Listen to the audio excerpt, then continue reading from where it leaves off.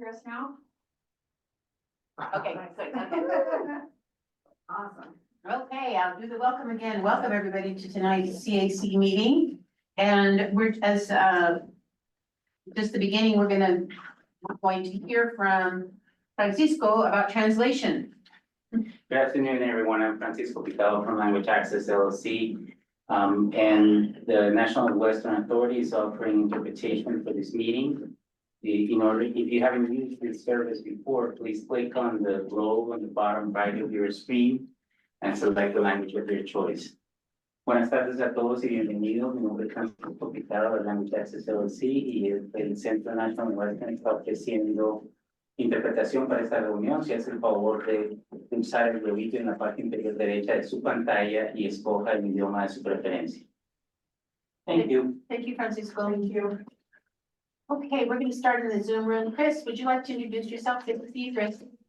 Sure. Hi, Catherine. Hi, everyone. My name is Chris Callahan. I'm a community engagement specialist here with Denver's Department of Transportation and Infrastructure. I'm excited to be with you all this evening. Shannon. Hi, everyone. Shannon Hoffman. I'm the project manager for the Globeville-Elyria-Swansea Community Investment Fund. Thank you. Danny. Hey everyone, my name is Danny Slaybaugh. I'm the Real Estate Development Director for Tierra Colectiva Community Land Trust. That's part of GES Coalition. Welcome. Rick? Yeah, I'm Rick Rivera, the Community Relations Manager for Partner Colorado Credit Union. Thank you. Thank you. Marcy. Hi, Marcy. Oops. Unmuting. Hi, Marcy Lochran with the Mayor's Office at the National Western Center Communications and Outreach. Thank you. Kristen. Hi, Kristen Lang with the Mayor's Office of the National Western Center, the Program Manager. Thank you. Angela. Hi, Angela. Hi, everyone. My name is Angela Garcia. First and foremost, I am a Globeville resident. Secondly, if needed, I am a member of the Community Investment Fund. Thank you. Rebecca.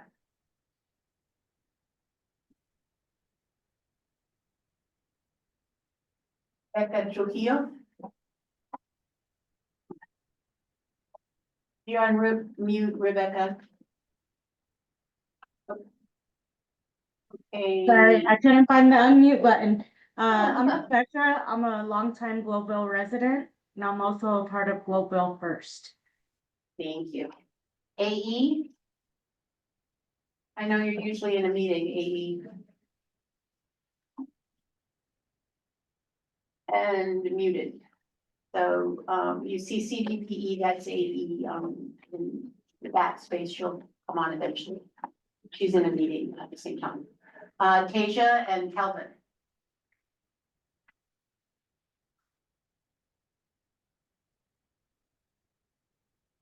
Tasia, Calvin, there you go. Sorry, I was Go trying ahead. to find the unmute button.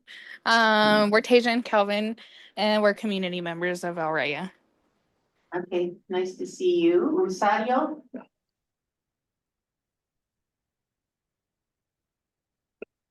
Rosario? That's our interpreters. Oh, there's the interpreters, okay, sorry. Is Claudia?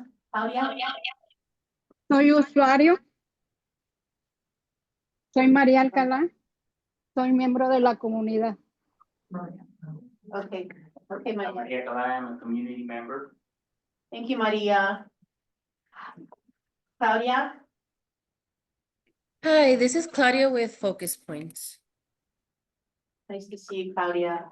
Slavica? Slavica Park with CRL Associates and also representing Stockshaw. And we'll jump over to Steve. Hi everyone, Steve Nally, Real Estate Officer at the National Western Center Authority. Why don't you keep going around, Mike? Mike Bouchard, Executive Director, Mayor's Office of the National Western Center. Brian Perry, Mayor's Office of the National Western Center and Project Manager for the Globeville-Elyria-Swansea Program of Projects. My name is Juana. Juana? Yes. My name is Celine. Sandra, Global resident. Nancy Santos, Swansea resident. Hello, everyone. Noah Kaplan, I'm the Executive Director for Compost Colorado. I'm Catherine. I'm John Simon, with Partners as well, part of the design team. Brad Buchanan, I'm with the National Western Center Authority. Pedro Gonzalez, I'm with the CSU Spur. Sheila Juarez, CSU Spur. Hi, everyone. Jenna Garcia with the National Western Center Authority. I'm Lori Larita with National Western Center. Okay. Hi, I great think you crowd. missed me. I'm Christina Garcia. I'm with Globeville Center as well as Birdseed Collective.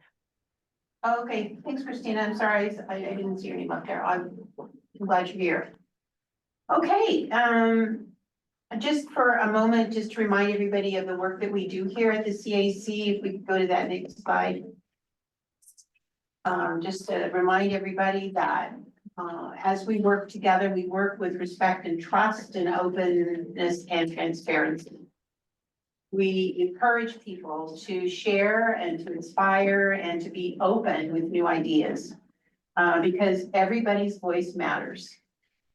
We understand we are a community and that there are many realities within our community and that we strive for partnership through our collaboration and our cooperation. When there are decisions to be made, we reach it by consensus. That is to say, we look at each decision point and agree or disagree. We have conversation and we are talk until we come to a place where we think that we can move forward. There's always an option to block a vote. There's obviously options to stand aside, to be neutral, even to say that you have some reservations but would like to move forward, and of course with agreement.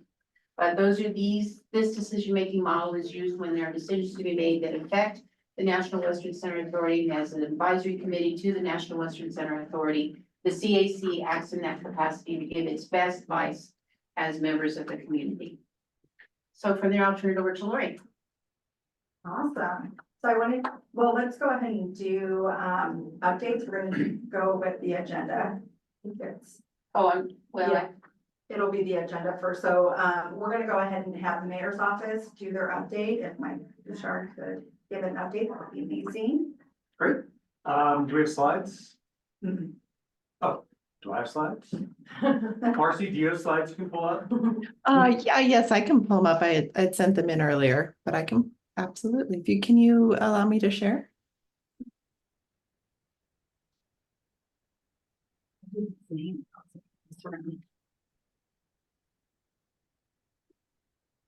So we wanted to take, I'd offered last month if a more general construction update on campus would be of interest to the group and agreed. So that's what this is. Just wanted to give you an update on campus construction and some pictures of where we're at. Just sort of a standing offer as often as this is helpful to CAC and the group. We are more than happy to do this. If you want it, once a year, that's fine too. We won't be offended if you tell us you've seen enough. You go to the next slide, Marcy. So as a reminder, what we are primarily focused on is the construction of phases 1 and 2, which are most of the colored boxes to the north of the consolidated rail line. That's that diagonal line. So for reference, we are sort of up near number 15 in the Mann building, which is right beside our office. Right there. So we are focused on building out the initial phases of the campus.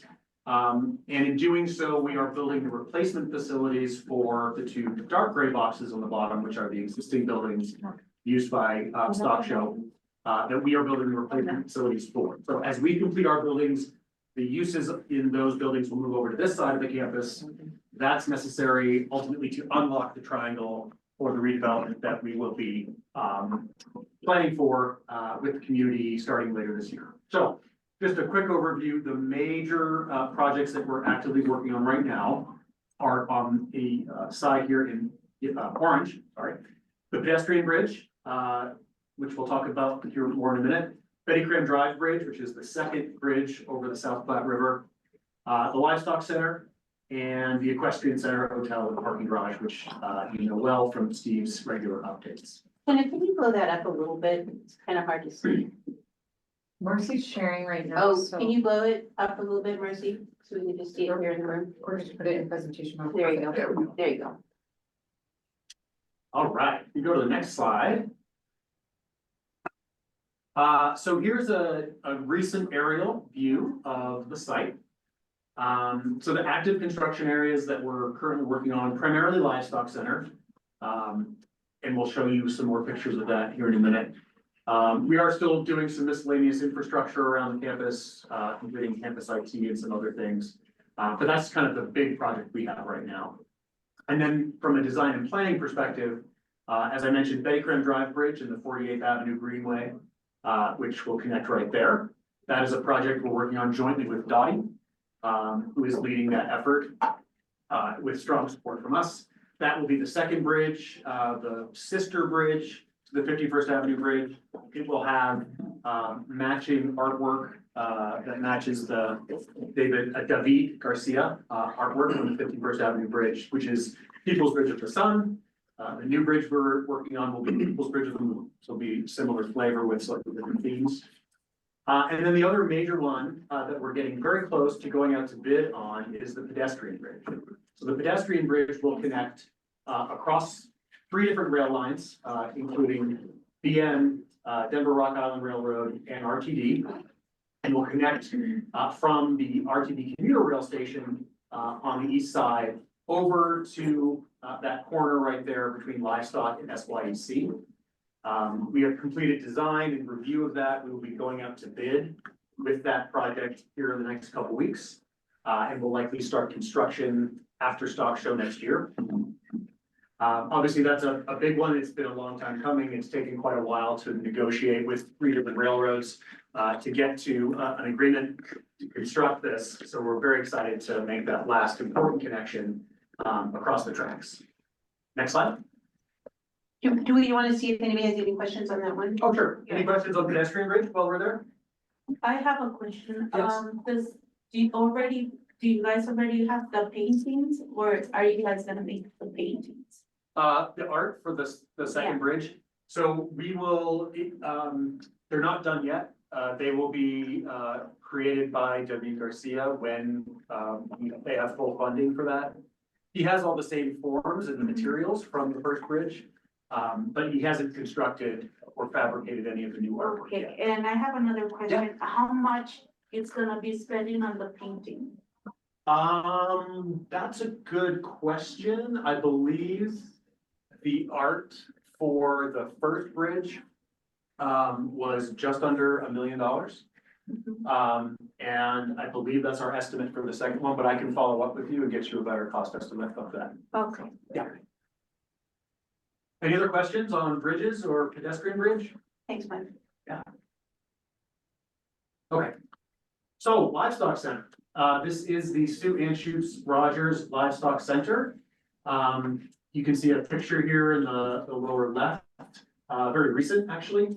So the Livestock Center itself are the sort of 2 structures in the middle. This blue structure on the left is actually the Stock Show's legacy building. That's their new world headquarters building. They are building that directly adjacent to our Livestock Center. But that is their project and their construction, so I don't have updates there. But for the Livestock Center itself, it includes an arena, which is this larger structure right to the right of the legacy building, and then an expo hall, which is that lower structure that stretches off to the north. Combined, it's a very large building. It's 357,000 square feet. That equates to about 8 football fields. So very, very large structure. One of the largest buildings the city has built in decades. And it will house what currently happens at the Hall of Education. So the uses on that side of the campus will move over to this building starting in January of 2026 for Stock Show 26. So we are on schedule to deliver this in October. We will hand it over to the authority and to Stock Show to get it ready for its big debut at Stock Show in January. We will be doing a ceremonial ribbon cutting celebration and handover as part of that. That will likely be November. So we'll keep the community informed about that. And I also know that Authority is planning some events too as a stock show leading up to that. So it'll be a big deal. It's one of the major structures we are completing, and it'll be an important milestone for the campus that we'll be celebrating. Is it a recent naming this new issue project? It's been in place for, gosh, a year and a half Was it? now. Yeah. I didn't know that. So if you go to the next slide, Marcy. You want to talk a little bit about some of the stuff that will be happening there in 2026? Can I talk about Yeah, some of the please, events please, that are coming? Yeah. So, we've been really pleased with the amount of interest in the facility right starting literally the weekend after stock show. And it is booked almost every weekend, like all but maybe one, from the first weekend in February through the first week of June, with pretty substantial expos, like the home and garden show, and RV show, and a car show, and a hunt and fish show, and just kind of all those kind of big expo events are coming here in 2026. And that, along with some concerts that we expect to book in the arena space. It's designed for the things that Stock Show wants to do, but also really a flexible space to be able to do hundreds of other things. We're talking with CHASA about high school sports there, and it's the reception has been robust. We're really pleased with that. Yeah, it will be one of the most flexible and highly programmed venues that we have on the new campus. So this is just some, we like to do this, there's the architect's rendering here on the left, in the upper left, and then a similar shot of what's actually now built in the field. This is the entrance to the arena. So that larger volume to the right is the arena itself. This is the main entrance. And then the plaza is sort of in the foreground on the right, and you can see at the bottom there. The plaza, which is the main pedestrian connection through the campus, will be sort of 2/3 of it will be completed with livestock center. The remaining third of that plaza will be part of the equestrian center build out. But it will be the new central space anchored on the water tower. So as you come into campus, you will see the water tower, have a direct way to walk up to it. From the water tower, you'll be able to turn to the east, and you'll see the pedestrian bridge that will get you up and over to the light rail. So really a central feature that will bring a lot of the campus circulation together. Next slide. Here's an internal interior shot of the arena itself. So again, the rendering here on the left, and a shot in reality on the right. You can see the seats are in, so really starting to come together. It's got, see if I get the numbers right, 3,400 fixed seats, including some retractable bleachers on the floor.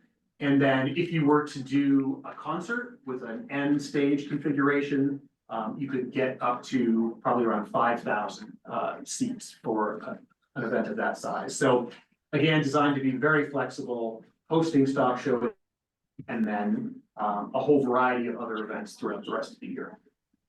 Next slide. Just a fun shot of the scoreboard. So a central scoreboard will sit in the middle of the arena. It will have screens on all sides. And that is being constructed on the floor of the arena, and when complete will be hoisted up and installed. So that'll be an important day as well. Next slide. And then just some shots from the expo side. The top two are the auction hall, which is where the junior livestock auction will occur starting in January. But then it will also be a flexible sort of banquet space that will be programmed for lots of other different events throughout the rest of the year. And then the bottom is what we were calling the 360 bar, which I believe now is officially named the Cowboy Bar. But you can see there's that round central bar area. Oh, I don't know. We got a question from AE about whether the English was turned off.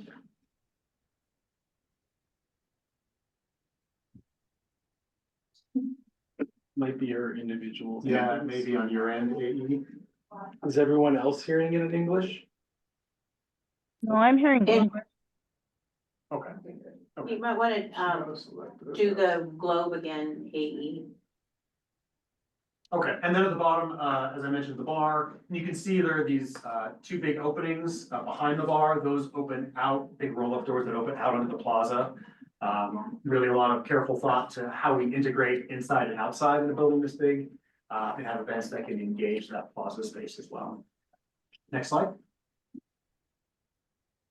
And then public art. So this was just a few weeks ago now, Rising Together, which is a piece by Matthew Mazzota that sits in Riverfront Open Space, is based on the idea of a barn raising.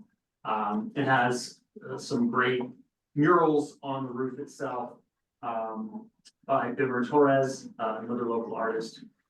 Really intended to be a gathering space, a pavilion. You can see some seating, there's lighting and power here. So you can have events, you can have quinceañeras and neighborhood gatherings.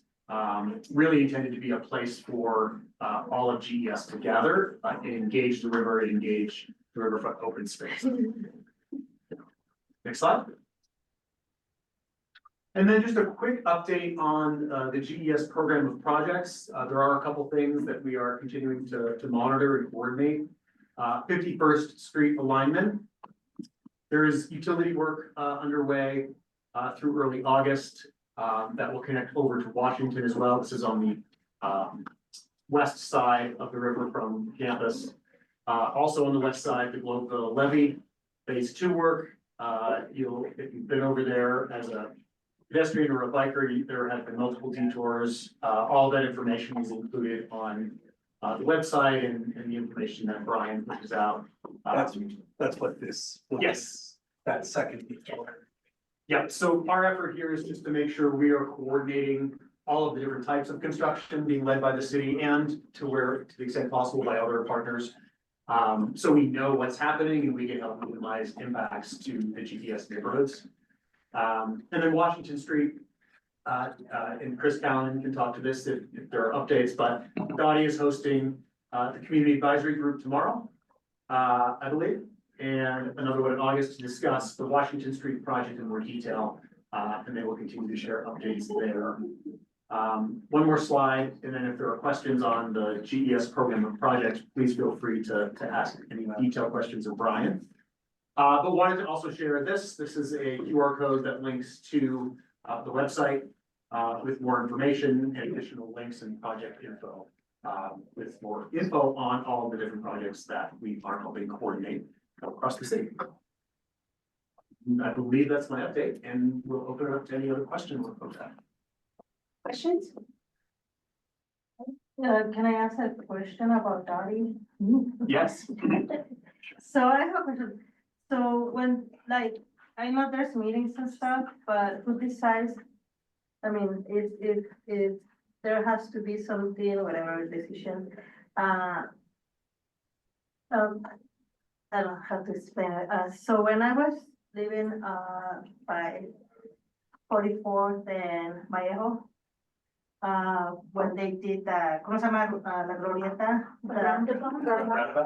the thing, it's like they never told anyone and they just did it. Like I didn't even hear about it. So I don't know if they did it like a closer meeting, like close meetings or something. But that for us living there, it was very dangerous, and I think for everyone. So how is decided? Because I know when there's this kind of meetings, I know you go to the neighborhood where it's gonna be affected or benefit by whatever project. But I think it has to concern the whole city because everyone drives through whatever streets. And that one there is like very dangerous, like very dangerous. When they did it and everything, so whatever things that are done here also, how, I think even if we do this, because the other day I went into the link here, the QR part thing, And I put whatever, how I wanted to see it and everything, but did they really? Like, they really do see what the community wants, or is already a, Chris, I think, yeah, I Chris. don't know. No, it's okay, Chris, this is Yeah. your question. This is Chris's job, so we'll let him. Yes. Hi, everyone. As a reminder, my name is Chris, Community Engagement Specialist here with Dottie's Office of Community and Business Engagement. I think your kind of experience is something that we do here often. It's kind of this challenge between balancing community engagement and making sure that the community is informed when kind of different designs or enhancements are coming along, making sure that folks who are going to be directly impacted in the immediate vicinity are kept informed about what's happening in their neighborhood. And typically we do, but it is project by project, but we do have kind of a policy that if you're within a certain area within a project scope, you will be informed either through kind of door-to-door flyering for changes happening around your community. But one thing that the department has been trying to do here in Globeville and Elyria Swansea is keeping in mind that we have so many different projects that are coming to improve the infrastructure within the community. We host kind of regular community advisory group meetings so that folks who want to be involved in the design and the plans for every project that we're delivering within GES have that kind of like regular opportunity to come and be engaged. And all of those are hosted in English and in Spanish and posted on our website. So if there's a specific project that you are curious about or want to learn more about kind of how it came to be, I would be happy to follow up with some of that supporting information and kind of background on how community input has been involved.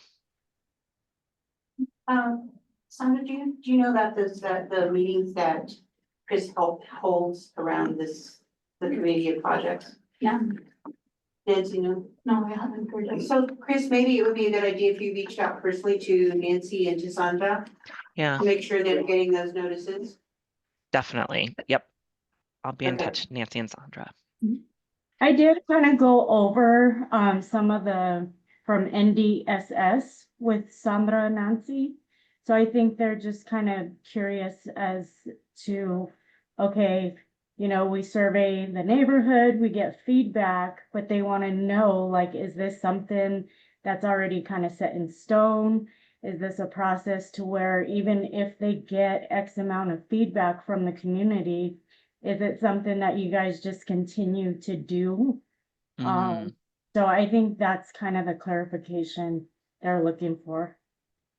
Yeah, I can definitely help kind of add some context around all of that. And Angela, I see your hand is raised. I don't know if it's like kind of on the same topic or separate.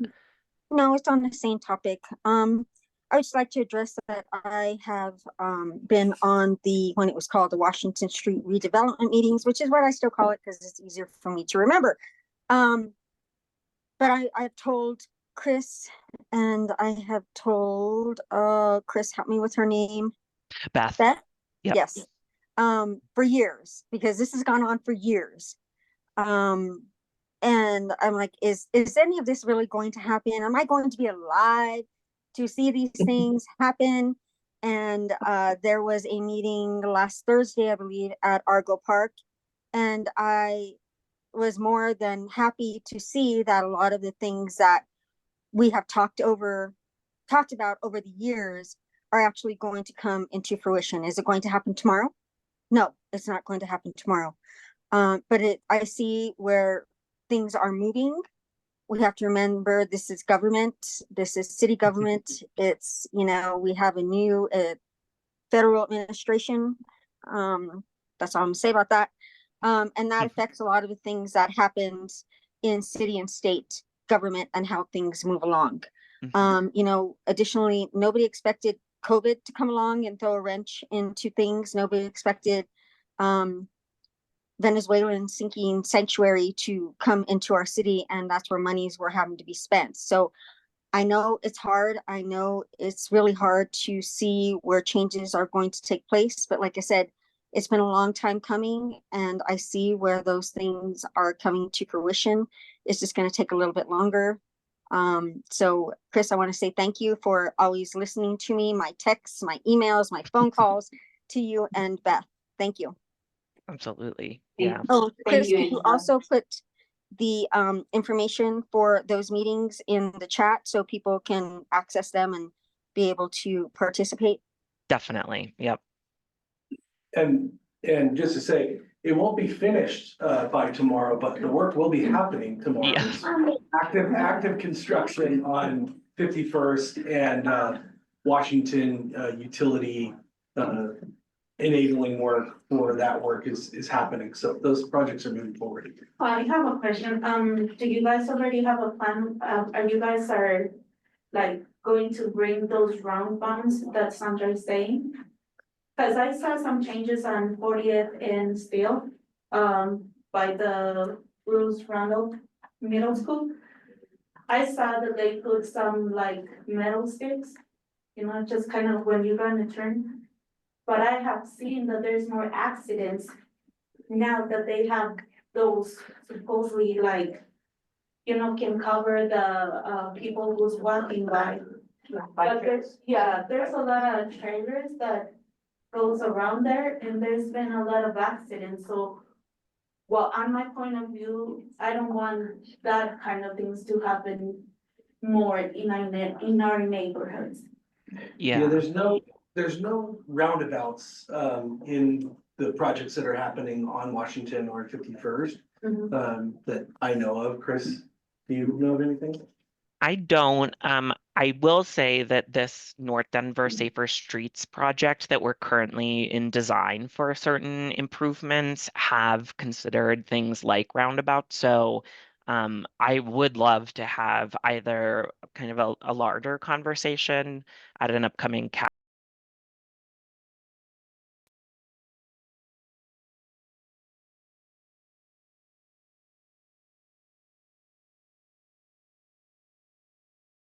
It's a lot. We, as Dottie, have a lot of safety that we need to be looking out for on our right of way, our streets and our sidewalks, and certainly want to make sure that we're addressing any of those safety concerns. Okay, thank you. Thank you, Nancy. So when you say that you're informing people, that means it's already set to be done, or you asking for people if they want to see that? So it totally depends. Kind of, you know, some of these projects, to Angela's point, have been in kind of like the planning and design process for the better part of a decade at this point. So depending on, you know, our big Washington Street project right now, it's moving into construction. So the kind of window for you know, input on design or planning is closed on things like that are moving towards delivery. But we have you know, 10 of 15 different projects that we're all managing that are at various states of the project management cycle. But I'm also hearing kind of your perspective, and we're trying really hard to communicate in a much more proactive way about these dynamics. But, you know, a lot of the projects that we're moving into construction right now were identified by voters back in 2017 or 2016 in the last Elevate Denver bond, or in 2021 for the RISE bond. So some of them have been put in kind of action and progress by voters. So we have kind of a mandate to deliver some of these projects, but just want to be very transparent about that fact that some of these projects that you're seeing were kind of identified by voters in previous election cycles, and we do have a responsibility to deliver on the voters' asks. So you'll follow up with Nancy and Sandra? Yes, definitely. Thanks, Chris. Thank you both. Thank you. Good questions. Any other questions about Nwca with Mike? Okay, let's move on to CSU Spur. Eduardo? Yeah, I only have two things. The first one is we are looking for artists. If you ever see Spur, a lot of our walls are very white and very sad. We're looking for artists. We're interested on getting paid to come work with a scientist and do a mural based upon that scientist's research. We will pay for your work, for the items. We will have a space for you to work in, and then we also pay for your housing, because we have housing at Spur, if you need some housing there as well. The other thing is, this is more of a plug, because I just heard about it today, they're doing a chocolate tasting. We have a taste lab where we pay people to come eat, try some food and give their opinions. If you guys are interested in that, I would also plug it in an email too. That sounds joyful. There's- You just say you're gonna pay people to eat chocolate. Last time they paid us to eat corn dogs. Oh. So I spent like 20 minutes just eating like 6 corn dogs. It was so good. But yeah, it's awesome. Some of them you have to pay for, like, so that's what done like wine tastings. But most of them, it's like a researcher who's trying to get some data, and that we usually pay people. Okay, sign us all. I Yeah, know. just, you might blast those out, yeah. You know, we have a chocolate lab now, so it's Wow. crazy. I sneak in there and still chocolate every morning right. Thank you, Eduardo. Of course. Steve, how about update on the equestrian center and hotel? Sure. Hi, everyone. Update on the Equestrian Center Hotel Housing, Community Center, Parking Garage projects. So when we met last time at CAC and the task force, the discussion was to separate the task force from the CAC. It started that way, and then we combined them over the holidays and stayed together for the past several meetings. So we are separating those back out. The first task force, it's not the first, it's like the 15th, but individual task force will be August 13th, Wednesday, 5 p.m. here at our office. We are going to host an appreciation dinner. So come in person for folks that have participated in the project so far. A reminder that the task force is an open invite, so if you're interested in joining the task force and talking about the equestrian project in great detail, please reach out to Lori, or you can just give me your information or put it in the chat. We can add you to that invite list. That meeting will also be a hybrid meeting, so if you're not able to make it in person, you'll just miss the dinner, but we'll have things to discuss, and you can join virtually. We also heard last time a desire for a schedule of topics for the next several months so that people can plan accordingly.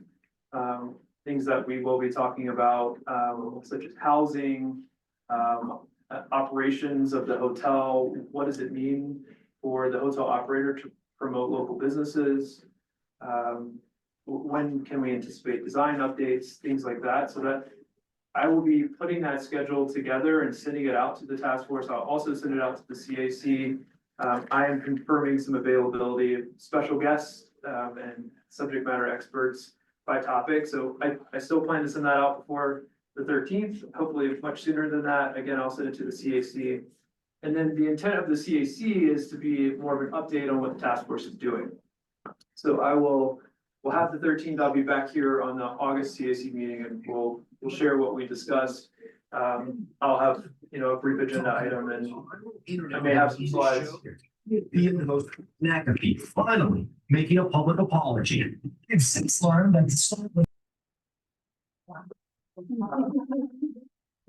It's learned.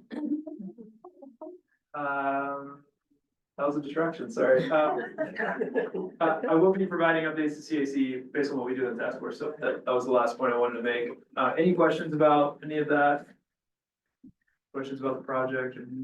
So everybody understands that we'll split off these meetings, right? There will be the task force meeting will occur on the 13th. So if you want to have two meetings, one on the 13th, and then the next one will be on the 27th here for the CACs, just to make sure, and then there'll be a review of what was happening at the task force. So either way, you whatever meeting you go to, you'll get an update. It'll be more in depth Yes. on the 13th and more conversation. And then the update will be at the CAC. Thank you, Laura. Yeah, there are several topics where we are seeking input and really wanna, discuss in great detail some of the items in the question project. We just don't have, it would eat up this entire agenda. So that's why we're gonna separate them out. Is it open for more residents on the 27th? Completely open. Anybody? You mean for the equestrian center?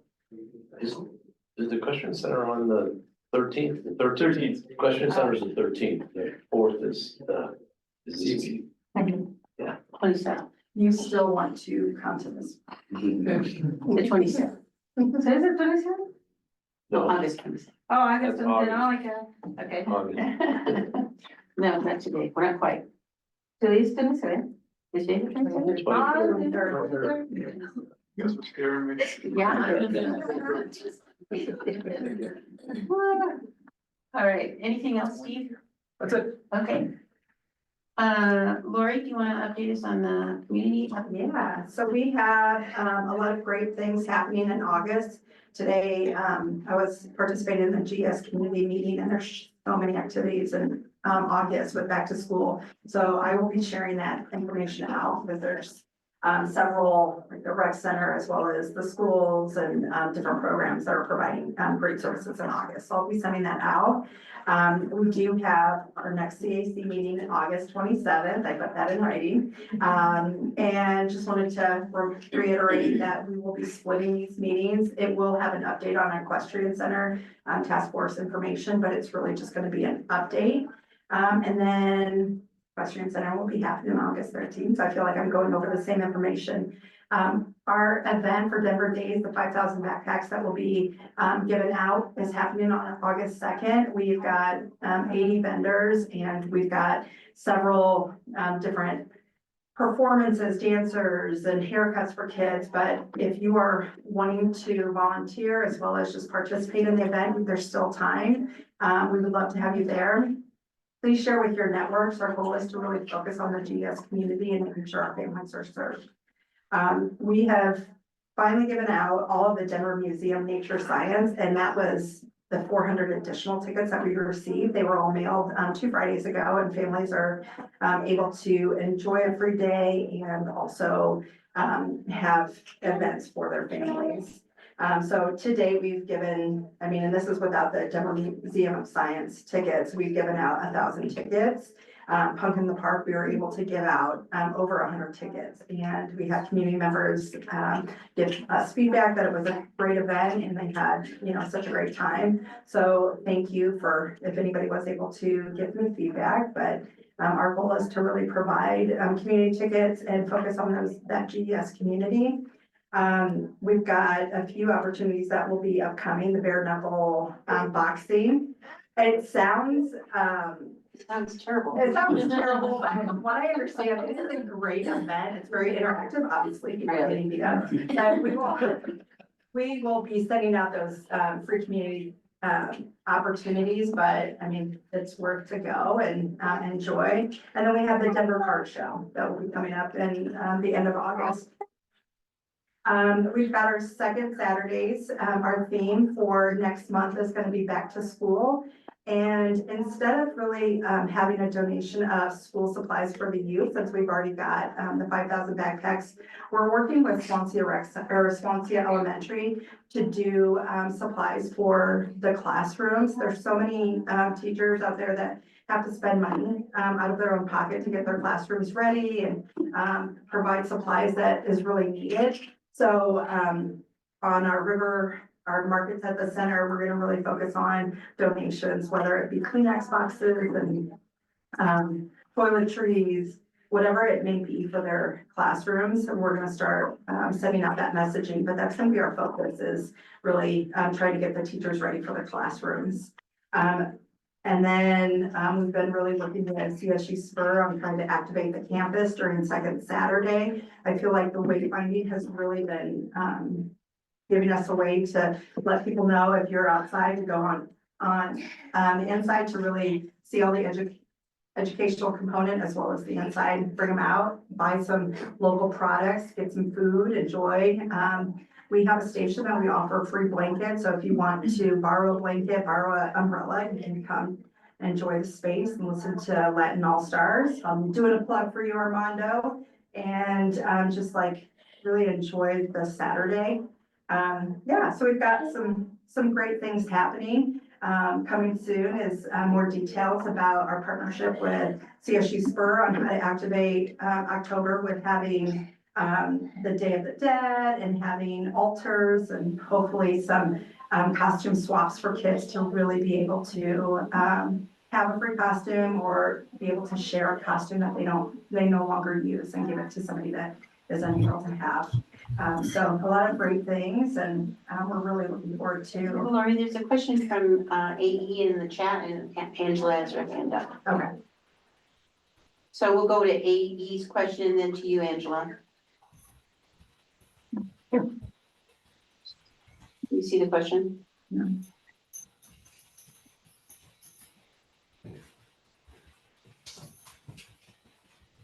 This, I can't read it. Sign up bonfire events, email address for vendors, etc.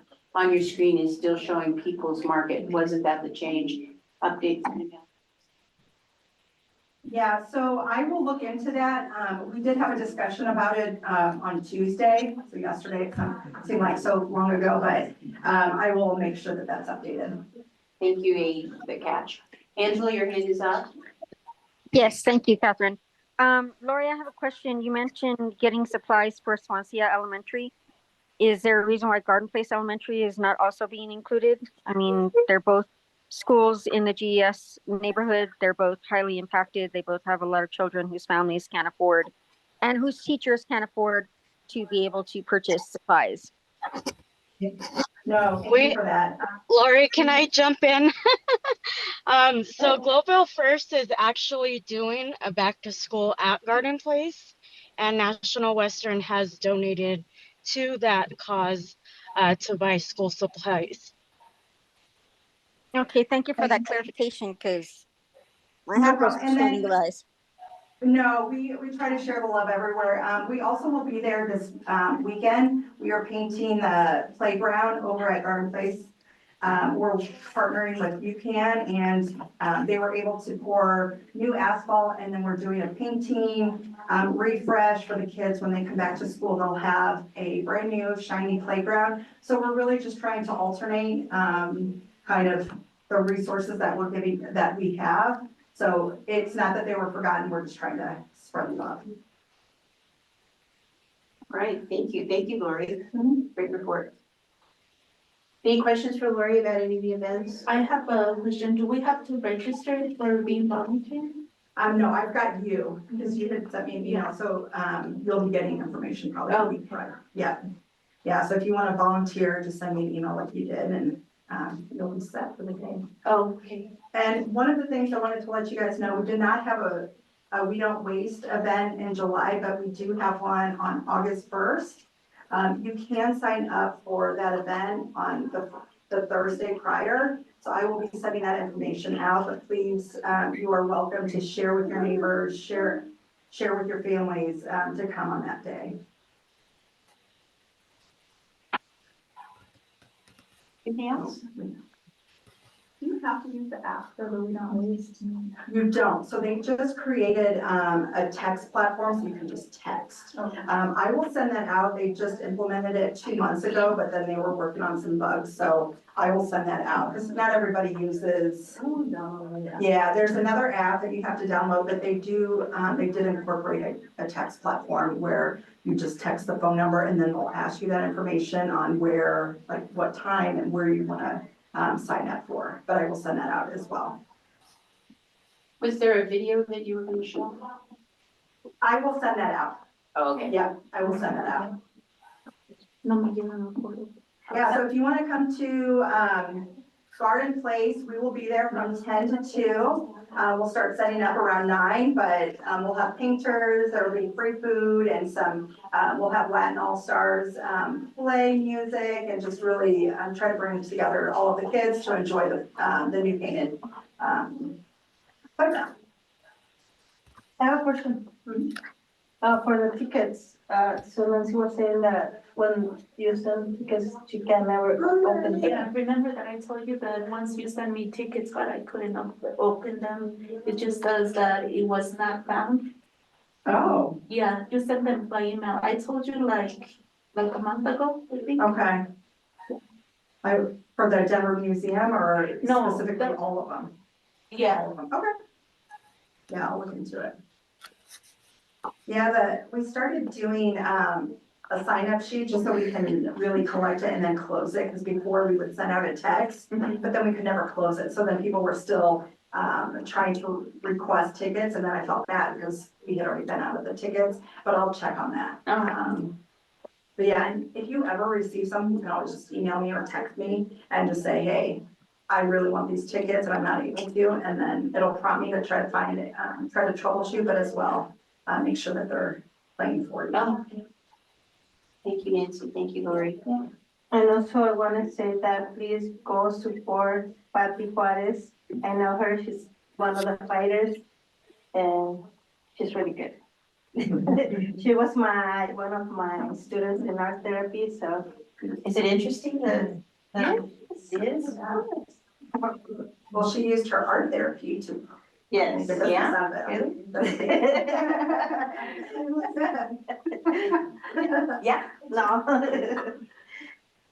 It's interesting. Community updates. Are there updates from the members of the CAC?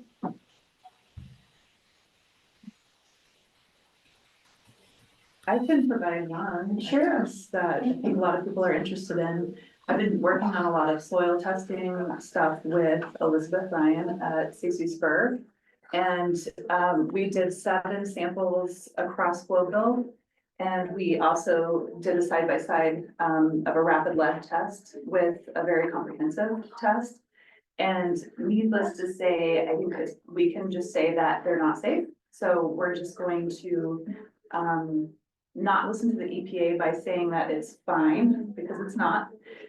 Instead, we're going to just implement other strategies like raised garden beds and just try to limit our contact with the soil. And we're also starting to put together all of the different impacts, like the soil and the air and the water and the noise, and how all of that's combined and creating ill health effects for everybody in this environment. But the soil alone has 3 different ways of contaminating. It's either topically, through inhalation, or the water. So.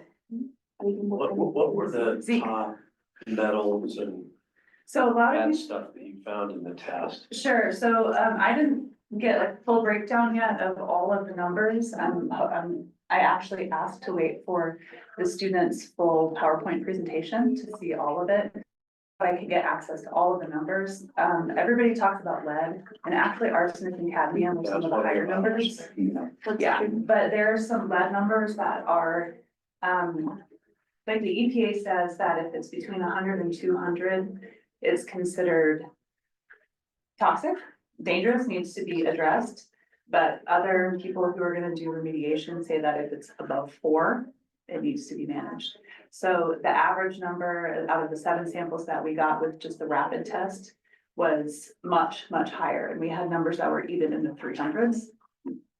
So this is really scary. And there are some children who I took from sites that the soil is actually for ground level garden beds, and people are eating this food. And one of the children at one of the residences actually has tested high for lead and is being treated for lead. So that's not looking into the arsenic and cadmium. So it's a concern. So when they say to take your shoes off when you come into your house, to wash your hands right away, to try to not let your crazy child put the soil in their mouth or even on their hands, there's reason for it. So when they say it's fine, it's not. So if any, and we're also gonna be testing vegetables and fruits that are grown in these areas too, to see how much of it transfers. There have been some studies in the past that show typically fruits that are further from the source, like the soil. So like a cherry on a tree usually has less exposure and less, it picks up less of that than like a beet or greens that are right next to the ground. If anybody's interested in getting any of those samples, you can probably contact either one of us. Yeah. I work with the pencil Brian. To do things for help. Brad, I have a question. Remember when we started talking on the first meetings, that I asked you guys if you guys were gonna test the soil before making all these buildings? Do you guys did that? Yes. Yeah, we had extensive remediation when we were preparing And the how did it so was? I mean, I know that we cleaned it up to beyond. They removed Yeah, tons of dirt. and then we brought in actually up to about 5 feet of clean dirt on top of everything on this side of the campus to raise it up out of the floodplain. But yeah, we took great pains early on in construction to make sure that the contamination was either removed or specifically covered. So something I'll add to that too, though, is talking to some of these experts who deal with remediation specifically. It's not gonna go away in this community because there are continuous polluters that are not going away anytime soon. So we would need to remediate every 20 years or so by removing the topsoil and bringing some new stuff in, which is why we decided there's really nothing we can do about that. So we just need to find alternative strategies to deal with being safe right now. So with like the floodplains, we have constant floods coming through. So even if you have good clean soil on your land, you're constantly getting new sediment and stuff settling onto your property. And it doesn't matter if you're cautious about where you're stepping and stuff, you're still gonna be walking through it because it's just an effect of the way that we don't have trees to pull up the water we don't have proper storm management because they're clogged and they don't work effectively. There's like so many infrastructure things that are not in place properly. So we just have to deal with it the best we can. If it's helpful, we can have the Department of Public Health and Environment come in and talk as well at one of these, if we think that would be of interest to folks. Would that be of interest to people? Yeah. Yeah. So Lori, maybe we can put that on one of the future agenda items. I would ask another question, would be helpful, because you're talking about flooding.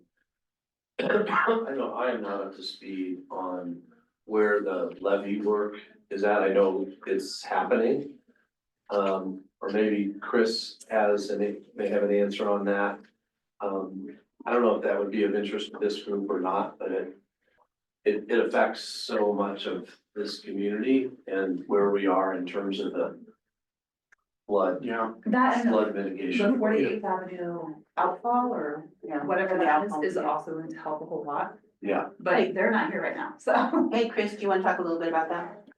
Yeah, so just a little bit of context, as Dottie started looking at the environment and specifically the risk for stormwater runoff. So in large kind of weather events, when there's a ton of water coming down, what does it look like to make sure that pollutants and contaminants within the ground soil are not necessarily getting kicked up as much as possible when inundation events, is what they call them, occur. So we've been studying flooding in the Globeville neighborhood, specifically around this Washington area project for about half a decade now. And a lot of these kind of stormwater projects like the levee have kind of come about through some of that studying. Right now, the levee is kind of moving it is currently in construction. There are trail detours happening right now, but the idea is that when specifically there's a lot of flooding around the river, making sure that that's not coming and kind of settling or pooling within the neighborhood in the surrounding area. AE, I see your hands up. I'm not sure if you have some context. Can you hear me? Yep. Okay, cool. Yeah, I for the continuum here, I just put in the chat 2 links that are part of the many years of activity, both testing and mitigation in the Superfund site. And over the years, just to bring it back forward, there's been some conversation about wanting to connect current testing relative to where the soil has or has not been replaced on properties within the neighborhoods. And I think it's pretty redundant sometimes to just continue to test and rediscover things that we have really deep data in the longitudinal sense over the years, and there has been mitigation, and there's a case could be made to reactivate some of the Superfund classifications or criteria. But I would just ask that the testing resources be used to connect the dots and keep the background information forward for folks that are coming in newer to the effort that may not know this, and to help us understand what the contrast is, if any, when the soil is mitigated. Has it really been mitigated? And if it hasn't, why hasn't it? And how can it be? There are also a significant number of property owners, I can say for Gloveville, I'm not sure about Elyria and Swansea, that elected not to have their soil replaced because it really is very rich soil and actually been growing gardens there for decades. And there was, when they brought in the soil, it was not really live soil, it was more dirt. There's some there's programs that are the testing for the nutrients and that kind of thing that I thought were good, that have kind of fallen by the wayside. But anyway, I just want people to have that background to understand we've got a large basis of strategic information.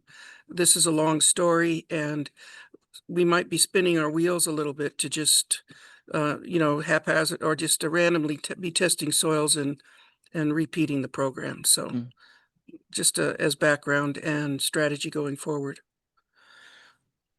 Danny, I see your hand up. That's just. No, I was just giving a thumbs up to what A is saying. It's a longer story. Okay, thank you, Danny. Let me jump in just briefly. Thank everybody for the conversation here. I just want to give offer Compost Colorado has just completed our first batch of finished compost, which is very exciting. We've been working on this for a long time, and those curing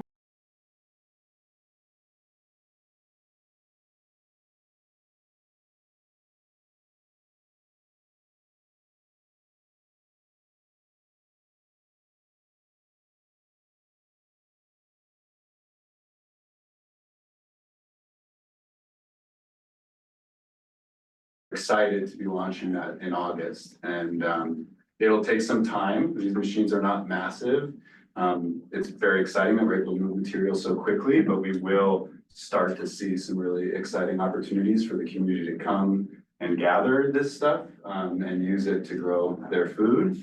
And we're here to participate and be helpful in any way. We can do deliveries, but just as a community kind of brain merger here, start to think about which locations might make the most sense for convenience for your communities, and let us know. And we'll be planning for that in the coming, 4 weeks to 6 weeks. Could I really encourage you to reach out to people at the Food Forest, Yes. the Abolition Garden? Yes. Any of the sites like the Garden Place, Orchards and Beds, where people really are joining en masse to be taking and eating that food. Totally. Because we don't know if it's safe right now, but people have been eating it.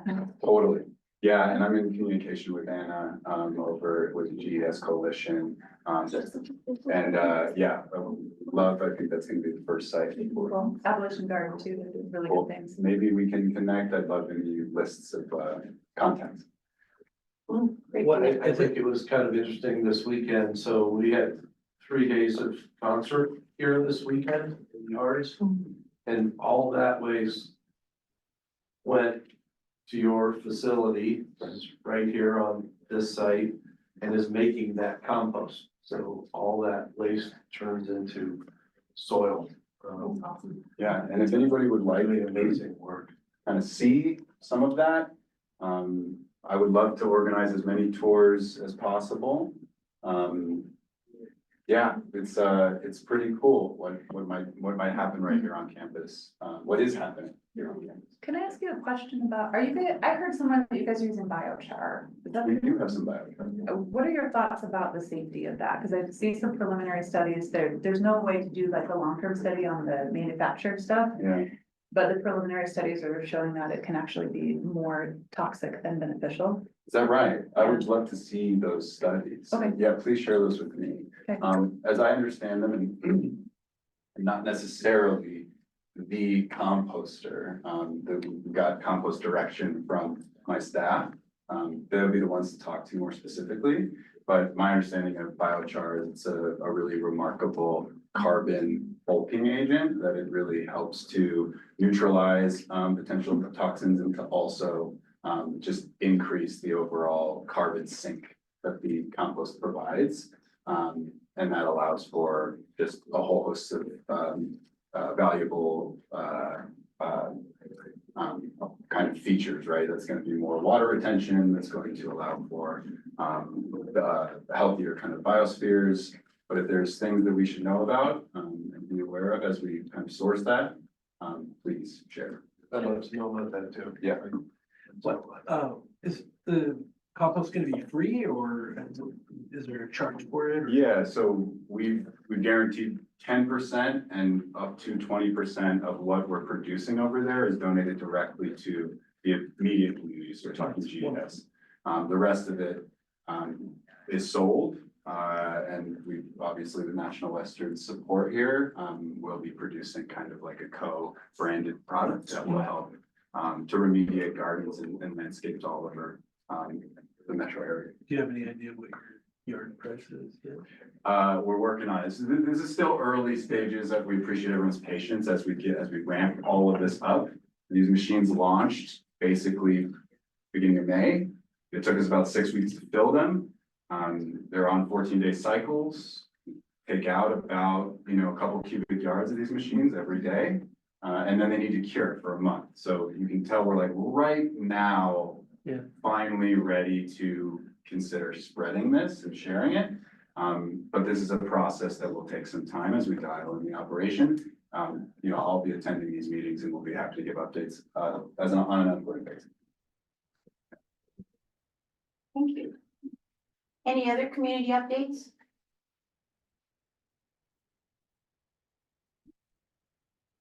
Any public comment? Nick Slavica has something. Oh, No, kidding. okay, I just want to remind you that next month at this meeting, there will be community partner updates, a stipend policy discussion, and then just upcoming community committee opportunities. So that will be the agenda for next month. So with that, I am thankful for all of you being here tonight. We had a great discussion and updates, and look forward to seeing you next month on August 27th from 5 to 7. And if you have time to go to the Question Center Task Force meeting, that will be on August 13th from 5 to 7. So thank you, everybody. Thanks, everyone. Great seeing you. Good to see you, Chris. Bye, Catherine. Thank